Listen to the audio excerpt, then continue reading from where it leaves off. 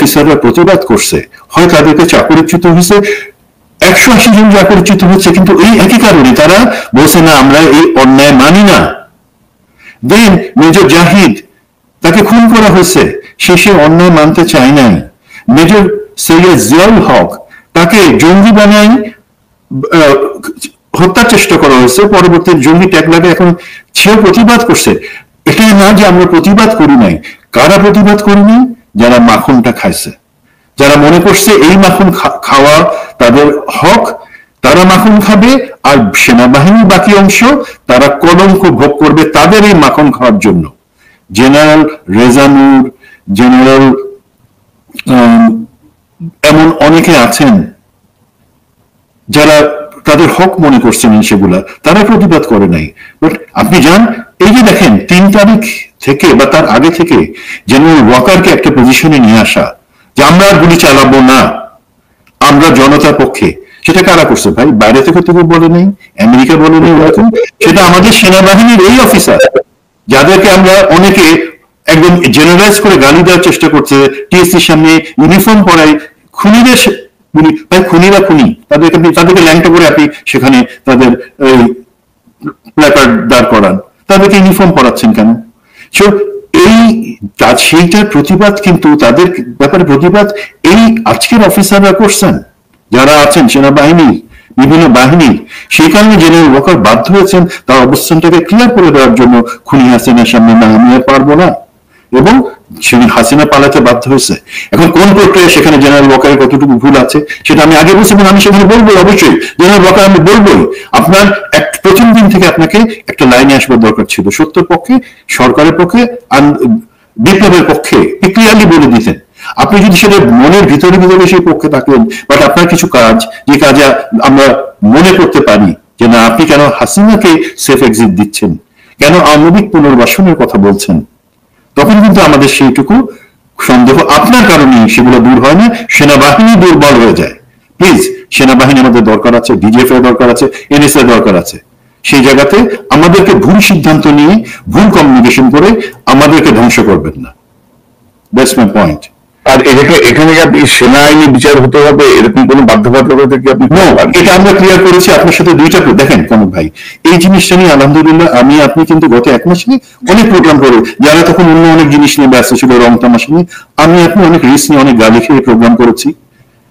অনেক পক্ষ থেকে আমাদের উপর, সরকার পর্যন্ত আমাদেরকে চাপ দিয়েছে এটা নিয়ে বেশি কথা না বলার জন্য। আমরা কিন্তু ক্লিয়ার করে দিচ্ছি সেখানে যে আগের যে আইন ছিল বা অন্যান্য কিছু যে আইন আছে, আইন প্রতিনিয়ত পরিবর্তন হয়, সেই জন্য দেশে সংসদ থাকে, সংবিধান থেকে সেইভাবে পরিবর্তন করা হয়। সেখানে এখনকার বর্তমান যে আইন, সেটা হচ্ছে আন্তর্জাতিক গুম খুন, সেটার সাথে সমন্বয় করে করা হয়েছে। সেখানে অবশ্যই কিছু জিনিস আছে যেটা সামরিক বাহিনী করবে, কিছু সিভিল আদালতে হবে, বাট ক্লজটা পরিষ্কার করে দেওয়া হয়েছে। সেই ক্ষেত্রে কে করবে না করবে সেটা চূড়ান্ত বিবেচনা সরকার নিবে, এবং সেই এই আদালত আইসিটি সেটা রেফারেন্স দিয়েই কিন্তু জিনিসটা ক্লিয়ার করে দিয়েছে।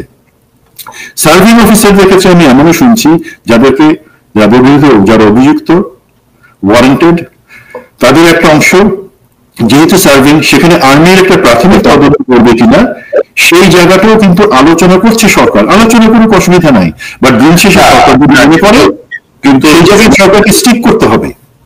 না, কিন্তু সুমন ভাই, এখানে ধরেন এই আলোচনার আর প্রয়োজন আছে কিনা আমি জানি না, কারণ ধরেন যে আপনি জানেন যে সাম্প্রতিক সময় যে একটা অধ্যাদেশ জারি হয়েছে গত 6ই অক্টোবর, সেই অধ্যাদেশ অনুযায়ী একদম স্পষ্ট তিনি সংসদ সদস্য হিসেবে নির্বাচিত হওয়া বা থাকা, স্থানীয় সরকার প্রতিষ্ঠানের সদস্য, কমিশনার, চেয়ারম্যান, মেয়র বা প্রশাসক হিসেবে নির্বাচিত বা নিয়োগপ্রাপ্ত হওয়া, প্রজাতন্ত্রের কোন চাকরিতে নিয়োগপ্রাপ্ত হওয়া এবং কোন সরকারি পদে অধিষ্ঠিত থাকার ক্ষেত্রে তিনি যোগ্যতা হারাবেন। অর্থাৎ যে মুহূর্তে চার্জশিটটা হয়ে গেছে সেই মুহূর্ত থেকে কিন্তু এটি কার্যকর হয়ে গেল। তো আপনি বরখাস্ত রে ভাই, আপনার জন্য কেন আমার এই সেনাবাহিনী তদন্ত করতে হবে? বরখাস্ত কিছু ক্ষেত্রে সেনাবাহিনীর তদন্তের এবং আইনি প্রক্রিয়া নেওয়ার এবং কোর্ট মার্শাল করার এখতিয়ার আছে, বাট জিনিসটা তো ক্লিয়ার। জিনিসটা হচ্ছে যে আমরা চাইব এটা ধরুন এটাকে প্রতিশোধ নেওয়ার জন্য, আমি একটা জিনিস আছে ক্লিয়ার করি, এটা তো আমরা কেউ প্রতিশোধ নিচ্ছি না, এটা আমরা ন্যায় বিচার করতেছি।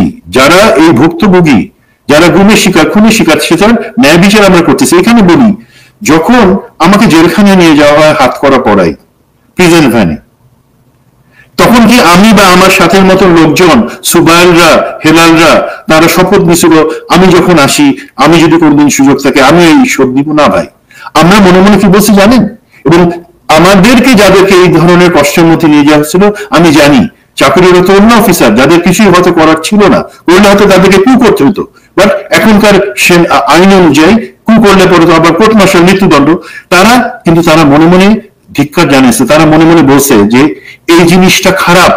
তারা তখনও বলছে, এখনো বলে যে হাত করা পরে একজনকে কেন নিয়ে যাবে যে কখনো অন্যায় করেন। এখন পার্থক্য হলো কি ভাই, এই এখন যাদেরকে হাত করা পড়ানোর কথা বলা হতেছে তাদের অন্যায় অপরাধটা কিন্তু প্রাথমিকভাবে প্রমাণিত, তাদেরকে কেউ প্রতিশোধমূলক ভাবে সেই জিনিসটা করতেছে না।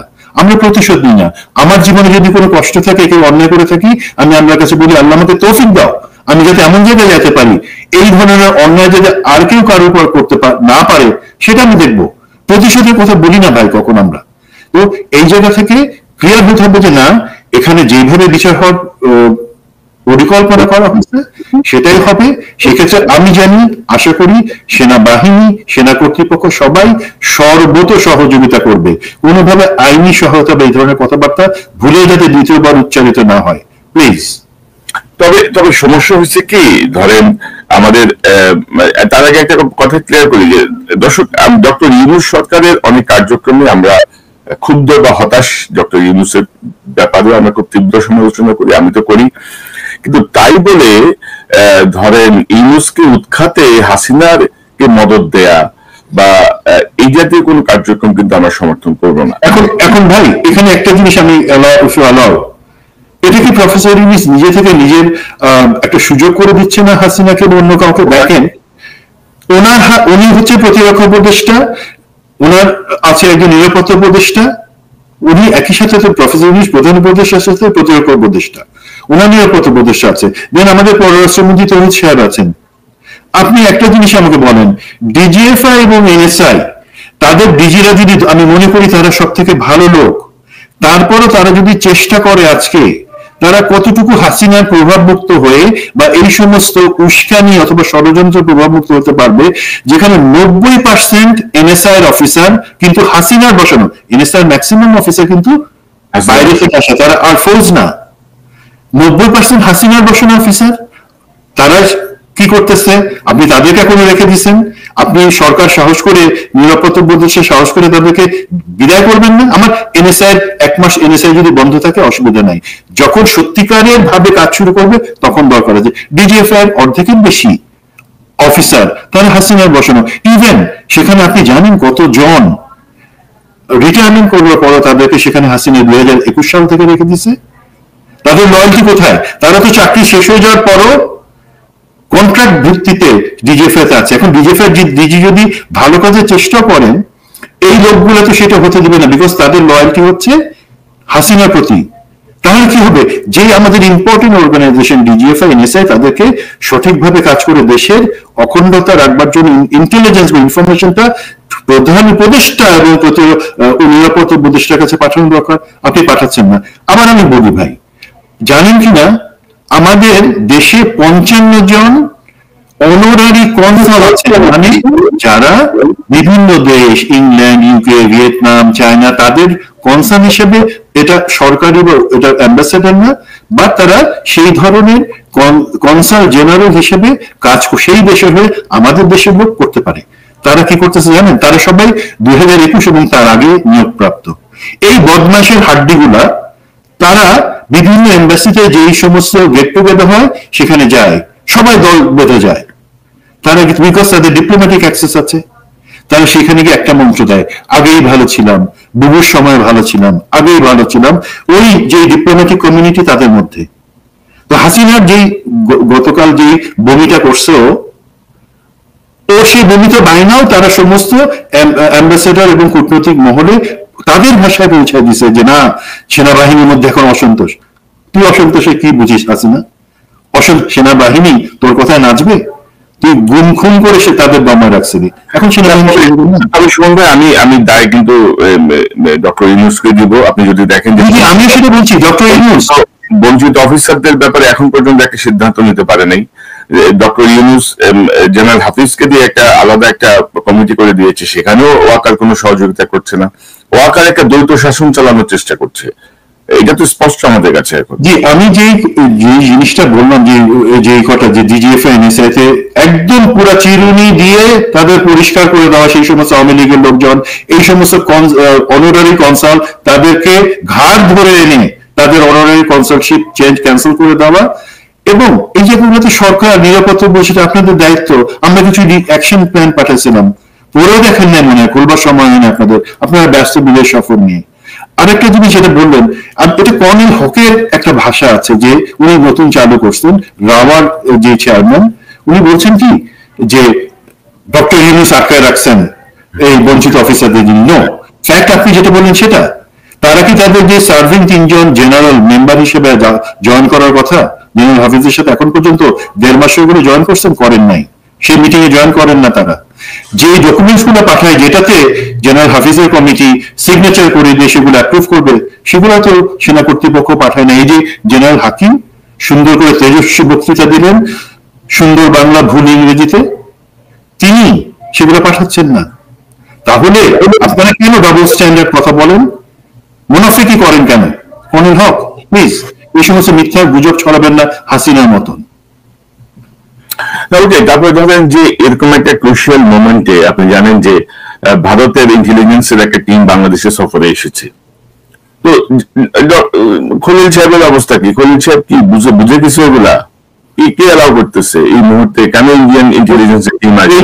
এই জিনিসটা আপনি যে কথাটা বলেছেন এই মুহূর্তে সেই পয়েন্টটাতে আমি আসবো। জিনিসটা হচ্ছে কি, এই ধরনের সফর বা ভিজিট এগুলো প্রি স্কেজুলড, মানে ধরেন 1 বছর আগে প্ল্যান করা থাকে, প্রতি 2 বছরে একজন সেনাপ্রধান এক দেশ থেকে আরেক দেশে যায়, প্রতি বছরে 2 থেকে 3টা ডেলিগেশন আছে। এগুলা আমাদের পাকিস্তানের সাথে আছে, নেপালের সাথে, শ্রীলঙ্কা, সব দেশের সাথে করি। এর মধ্যে আমি বড় কোনো ঘুটু করার জিনিস দেখি না।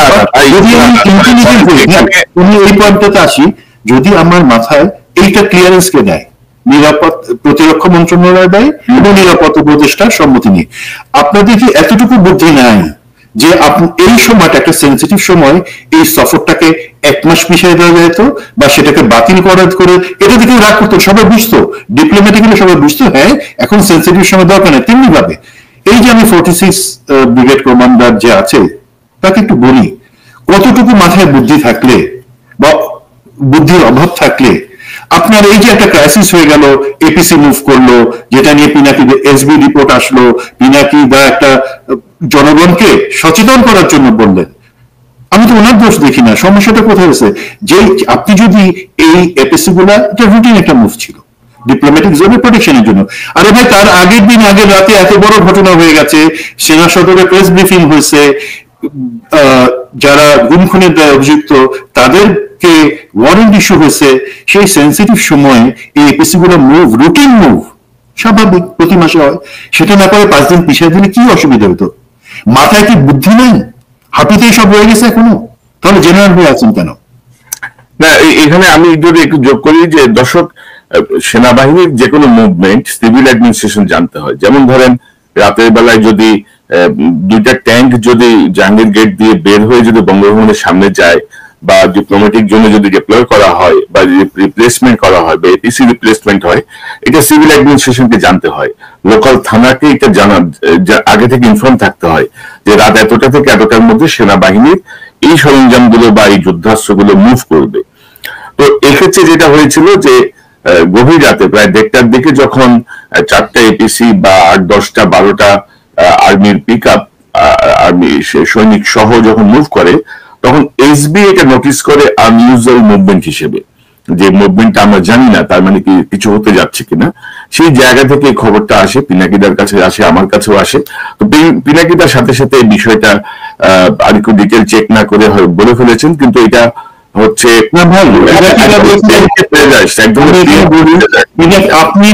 আপনি আমার কাছে ফোন করছিলেন, আমি আপনাকে জানানোর সুযোগ পাইছি যেটা এভাবে আপনি দেন নাই, ইলিয়াস দেয় নাই, পিনাকি দাদা কিন্তু চেষ্টা করছেন।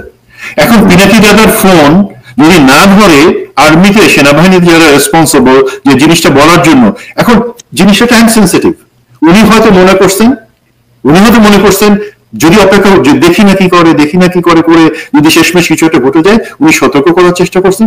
বাট উনি যাদের কাছে ফোন করছেন তাদের কাছে আমার প্রশ্ন, তোমরা ফোন ধরো না কেন? তোমরা ফোন ধরলে তো আজকে এই সমস্যা হতো না। আমি হয় কনকের কাছে ইলিয়াসের সাথে জিনিসটা আমরা আলাপ করতে পারছি, বাট উনাকে তাদের তো সেটা সুযোগই পান নাই। এই জাতীয় ভুল বোঝাবুঝির কোনো সুযোগ নাই। এবং এই জাতীয় জায়গায় যেমন ধরেন আপনি এখন কেন ইন্ডিয়ান ইন্টেলিজেন্সকে অ্যালাউ করবেন, যেখানে ধরেন আমাদের দেশ থেকে বিতাড়িত হাসিনা এখানে যে বসে আছে এবং ক্রমাগত ষড়যন্ত্র করছে, এবং হাসিনাকে সম্পূর্ণ প্রোটেকশন, শেল্টার, সকল কিছু ভারতের সরকার দিচ্ছে, সেখানে আপনি সেই দেশের ইন্টেলিজেন্সকে কেন আপনি এখন ইনভাইট করবেন, কেন আপনি ঢুকতে দিবেন?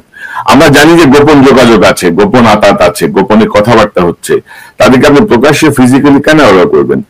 ডক্টর খলিলও আসলে কিছু বোঝে কিনা আমার সন্দেহ হচ্ছে। কিন্তু ডক্টর খলিল যথেষ্ট জ্ঞানী, উনি অনেক জায়গায় অনেক কিছু ওনার জ্ঞান আছে। আমার অনুরোধ শুধু দেখেন, এই ধরনের মিস ইনফরমেশন অথবা এই ধরনের ঘৃণ্য পরিকল্পনা গুলা তখনই আপনি সাকসেসফুলি ঠেকাতে পারবেন যখন আমাদের গোয়েন্দা সংস্থাগুলোর মধ্যে একটা কোঅর্ডিনেশন থাকবে। আগে যে ঘৃণিত জেনারেল তারেক সিদ্দিকী যখন সে নিরাপত্তা উপদেষ্টা ছিল, তার 2 জন কোঅর্ডিনেটর ছিল যারা বেসামরিক এবং সামরিক গোয়েন্দা, ডিজিএফআই, এনএসআই, এসবি সহ সবার মধ্যে সমন্বয় করত। উনি রাখেন নাই কাউকে। আমি ওনাকে একটা মেসেজ পাঠিয়েছিলাম যে এমন একজন সুযোগ্য ব্যক্তির কথা, তাকে যদি সেই দায়িত্বটা দেন, এখনো তো 4টা মাস খুব সেন্সিটিভ, না আপনি তার সাহায্যটা নেন। উনি আপনার কাছে সরকারের কাছে কোনো টাকা চাবে না, তাকে শুধু সেই জায়গায় বসে বলেন, আপনি সেনাবাহিনীর একজন অবসরপ্রাপ্ত রেসপেক্টেড জেনারেল, আপনি প্লিজ এই দায়িত্বটা নেন। কারণ ডক্টর খলিল তো অর্থনীতি ভালো বুঝেন, পররাষ্ট্র ব্যাপার ভালো বুঝেন, বাট উনি তো কখনো এই ধরনের ইন্টেলিজেন্স অর্গানাইজেশন বা সামরিক বাহিনী চাকরি করেন নাই, ভিতরে জিনিস বুঝবেন না।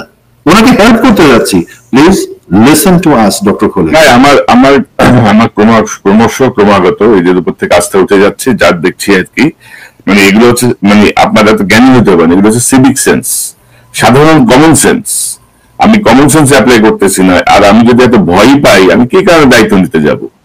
ডক্টর ইউনূস যদি ওয়াকারের চোখে নিতে ভয় পাই, বসে আছেন কেন ভাই দায়িত্ব নিয়ে? আমরা আপনার প্রতি সমর্থন আছে, ওয়াকারের কাউন্টারে আপনার প্রতি পূর্ণ সমর্থন আছে, হাসিনার কাউন্টারে আপনার প্রতি পূর্ণ সমর্থন আছে, কিন্তু আপনি ভয় পাই চেয়ারে বসে আছেন কেন? ডক্টর খলিল, কি সমস্যা কি আপনার? আপনার তো আমরা সমর্থন দিচ্ছি, আপনি পারতেছেন না কেন? জনগণ সমর্থন দিচ্ছে, আপনি পারছেন না কেন? তো আরেকটা বিষয় দিয়ে আমি অনুষ্ঠানটা শেষ করবো। ধরেন ইদানিং আওয়ামী লীগ, ধরেন হাসিনার ওই প্রোপাগান্ডার সাথে, আপনি তো জানেন যে হাসিনা হচ্ছে একটা বিগ, মানে প্রোপাগান্ডায় আওয়ামী লীগের থেকে সেরা কেউ নাই আর কি, মানে মিথ্যা প্রোপাগান্ডা ছড়ানোর ক্ষেত্রে। তো আমি গতকাল থেকে দেখছিলাম যে সোশ্যাল মিডিয়ায় দেখানো হচ্ছে যে সেনাবাহিনী কি পরিমাণ ক্ষুব্ধ হাসিনা এই ডক্টর ইউনূসের উপরে, এবং তারা এই জাতীয় কিছু ছবি তারা কিন্তু পোস্ট করছে যে আপনি দেখেন অস্ত্র দিয়ে ডক্টর ইউনূসের মানে ছবির উপরে বুট রেখে, এরকম বেশ কিছু ছবি, আরো বেশ কিছু ছবি কিন্তু সোশ্যাল মিডিয়ায় কিন্তু ঘুরছে। তো আপনি কি দেখেন? আপনি বলছিলেন যে এই ছবি বাংলাদেশ সেনাবাহিনীর না, একটু আপনার কাছ থেকে শুনতে চাই। জি, ওই যে গণত্রখানে যে সমস্যাটা, এখন হাসিনা বা তার হয়ে যারা প্ল্যান করতেছে এই সমস্ত সোশ্যাল মিডিয়াতে অপপ্রচারের জন্য, উস্কানির জন্য, তাদের কিন্তু আগে হয়তো বুদ্ধি ছিল, এখন তো মুখ খাতে খাতে পুরো একদম বুদ্ধি আউট। এটা হচ্ছে আমি এমনিতেই ধরে বুঝে নিতে পারি যে এটা হচ্ছে একটা ইন্ডিয়ান ইউনিফর্ম। শুধু আপনি কালারটাকে যদি একটু চেঞ্জ করে বাংলাদেশের কাছাকাছি আনান, যেটা মানে খুব সুকৌশলে করা হয়েছিল আগে, তারপরে এটা হচ্ছে 1 নম্বর হচ্ছে। এবং 2 নম্বর হচ্ছে এই যে অস্ত্রটা আপনি দেখছেন, সেটা হচ্ছে কিন্তু সাবমেশিন কার্বাইন বা এসএমসি বুটটা হচ্ছে ইন্ডিয়ান বুট। তো এগুলা ইন্ডিয়ার কাউকে দিয়ে, এবং একটা এদের এতটুকু মাথায় বুদ্ধি নেই, সাবমেশিন কার্বাইন এবং সাবমেশিন গানের পার্থক্য আমাদের সেনাবাহিনীর অফিসাররা বুঝবে। তো বাট এটা তো ছবিগুলো যাচ্ছে সোশ্যাল মিডিয়াতে বিভিন্ন লোকের কাছে, তারা তো এই পার্থক্য না বুঝারই কথা, স্বাভাবিক। তো এটা হচ্ছে একটা ভুয়া ছবি, এডিটেড ছবি। একই সাথে অস্ত্রটা দেখলে বোঝা যায় যে এটা হচ্ছে ভারতীয় কোন সৈনিকের অস্ত্র, সেটা তারা ব্যবহার করছে। আমরা এই অস্ত্র ব্যবহার করি না আমাদের সেনাবাহিনী। তো এটা দিয়ে তারা যদি এই ধরনের কুটচাল চালাতে চায়, সাকসেসফুল হবে না। বাট অবশ্যই এক্ষেত্রে এখন মানে এই ধরনের জিনিসগুলো থামানোর জন্য একটা জিনিস দরকার ছিল। ধরেন আজকে হলো গিয়া আমাদের সময় হলো 15 তারিখ, তাই তো? এখন আর 2 দিন পরে কিন্তু আপনি জানেন কিনা ঐকমত্য কমিশন তাদের সিদ্ধান্ত ডিক্লেয়ার করবে 17 তারিখে। এবং 17 আমি বিএনপি জামাত এনসিপি আপনাদেরকে বলি, আপনারা একটা ব্যাপারে কি ঐকমত্য আসতে পারছেন যে হাসিনা বা ভারত তারা যে আর এই দেশে আমাদেরকে দাস বানাবে না, শাসন চালাবে না, সে ব্যাপারে আমরা সবাই একই পারেন নাই। আর্থিক কেলেঙ্কারি যেগুলো হয়েছে, দেবপ্রিয় অন্যান্য সবাই তারা করলেন কি, এত লাখ টাকার দুর্নীতি হয়েছে বলে চুপচুপ করে চলে গেলেন। তাদের যে সম্মানী, সেই কোটি টাকার কাছাকাছি তারা সম্মানী পাচ্ছেন, সেটা পকেটের মধ্যে চলে গেলেন। আপনাদের তো দায়িত্ব ছিল বলা কিভাবে সেই টাকাগুলা তারা পাচার করছে,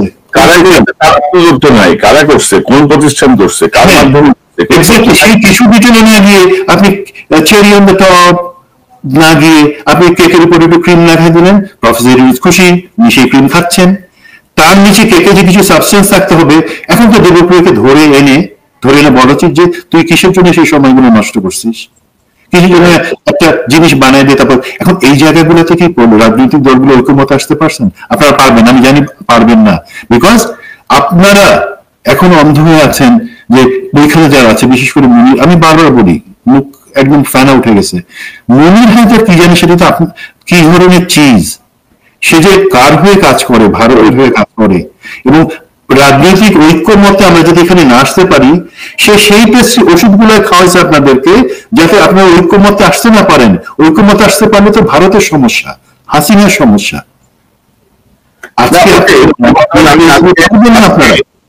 আজকে সকালে আমি সংবাদপত্র দেখছিলাম যে অলরেডি আপনার এনসিপি, বিএনপি, জামাতের মধ্যে কিন্তু একটা বিভক্তি তৈরি হয়ে গেছে। আদৌ সাইন হবে কিনা, আদৌ ফেব্রুয়ারিতে নির্বাচন হবে কিনা, এগুলো কিন্তু আসলে এখনো মানে সুনির্দিষ্ট ভাবে বলা খুবই মুশকিল। এবং ধরেন যে ভিতরে যেসব অপদার্থরা বসে আছে আর কি, গুটি চালতেছে, নানা রকমের গেম খেলতেছে, সেই জায়গায় আসলে মানে ক্ষোভটা ডক্টর ইউনূসের উপরেই যায় যে 1400 মানুষের মানে যেগুলো একদম মানে সুনির্দিষ্ট তথ্য ভিত্তিক, যে 1400 মানুষের ছাত্র জনতার বুকের রক্তের বিনিময়ে যে সরকার, তার কাছে আমরা এগুলো আশা করি না।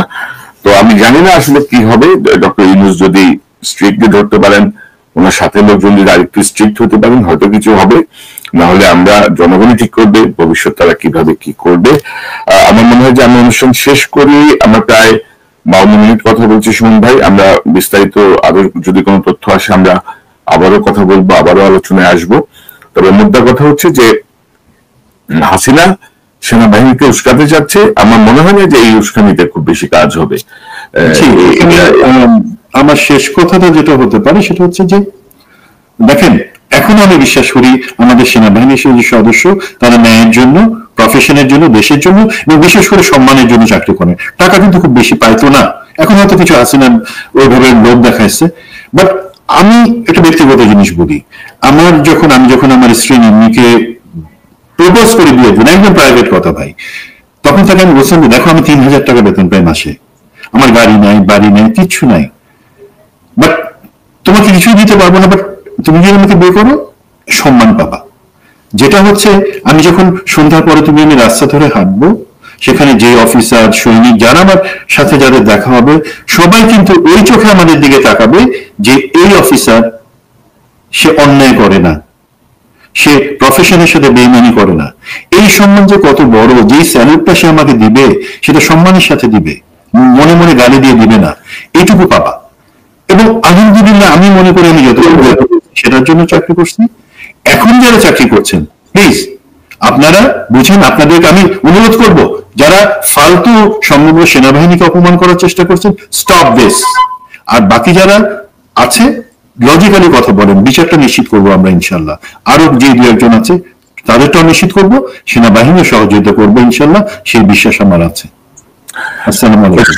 সুমন আহমেদ, আপনাকে অসংখ্য ধন্যবাদ। ওয়ালাইকুম আসসালাম। দর্শক, সুমন আহমেদ যদি বলছিলেন যে এখনো হয়তো বিভিন্ন জুনিয়র অফিসাররা, সোলজাররা সিনিয়রদেরকে সেলিউট দেয়, হয়তো মনের মধ্যে ঘৃণা রেখে দেয়, কারণ সবাই সবার ক্যারেক্টার জানে, সবাই সবার ভেতরের অবস্থা জানে, কে চোর, কে দালাল, কে লুটেরা, এটা জানে। তো সেনাবাহিনীর এই জায়গাটি থেকে আমরা সেনাবাহিনীর সম্মানকে পুনরুদ্ধারের চেষ্টা করছি। 2009 থেকে এই জানোয়ার মঈনুর হাত ধরে সেনাবাহিনীর যে পতন, যে অধপতন শুরু হয়েছে, হাসিনা যেটাকে 16 কলা পূর্ণ করেছে সেখান থেকে আমরা সেনাবাহিনীকে বের করে আনবো ইনশাল্লাহ। পাশাপাশি আমি আবারও মনে করিয়ে দিতে চাই, যেটি মেজর সুমনও বলছিলেন, যে সেনা কর্মকর্তা, সেনা সৈনিক যারা আছেন প্রত্যেকেই কিন্তু তাদের মৃত্যু পরোয়ানার স্বাক্ষর করেই কিন্তু সেনাবাহিনীতে যোগ দেন, এবং আপনারা যদি যুদ্ধক্ষেত্রে মারা যান আপনাদের ইউনিফর্মকে কিন্তু কাফন হিসেবে বিবেচনা করা হয়। সেই সত্যটি আপনারা মাথায় নিয়ে দেশের পক্ষে থাকুন। হাসিনার কোন বিভ্রান্তিকর বক্তব্যে বিভ্রান্ত হবেন না। জেনারেল ওয়াকারের কোন হাসিনা রক্ষা করার কোন প্রচেষ্টাকে আপনারা কোন রকমের সমর্থন দেবেন না। এবং ইদানিং দৈনিক প্রথম আলো সহ বেশ কিছু পত্রিকা, ইউটিউব চ্যানেল, বিভিন্ন রকমের বুদ্ধিজীবীরা সেনা আইনে বিচার হতে হবে, হ্যান হইতে হবে, ত্যান হইতে হবে বলে হাসিনা ন্যারেটিভসকে তারা বিভিন্নভাবে প্রতিষ্ঠিত করার চেষ্টা করছে। জুলাই বিপ্লব হাসিনাকে প্রতিষ্ঠিত করার জন্য হয়নি, জুলাই বিপ্লব হাসিনার কবর রচনা করেছে, এবং আমার ধারণা হাসিনা আর কখনোই বাংলাদেশে ফিরে আসতে পারবে না। আওয়ামী লীগ হয়তো লাফাচ্ছে, ওই যে অগ্নিকাণ্ডে আওয়ামী লীগ পুড়ে ছারখার হয়ে গেছে, এখন ওই যে বাতাস আসলে মাঝে মাঝে যে হয় না, পুড়ে যাওয়া বাড়ি থেকে একটু কিছু কিছু শিখা একটু জ্বলে উঠে আবার নিভে যায়, সেই পর্যায়ে আছে। তো অত আশা করে লাভ হবে না। আমরা একটি গণতান্ত্রিক বাংলাদেশ চাই, আমরা জনগণের শাসন চাই, জনগণের অধিকার প্রতিষ্ঠিত হোক, মানবাধিকার প্রতিষ্ঠিত হোক, এবং আমাদের সেনাবাহিনী স্বমহিমায় তাদের মর্যাদার জায়গায় আবার অধিষ্ঠিত হোক। আমরা সেই প্রচেষ্টার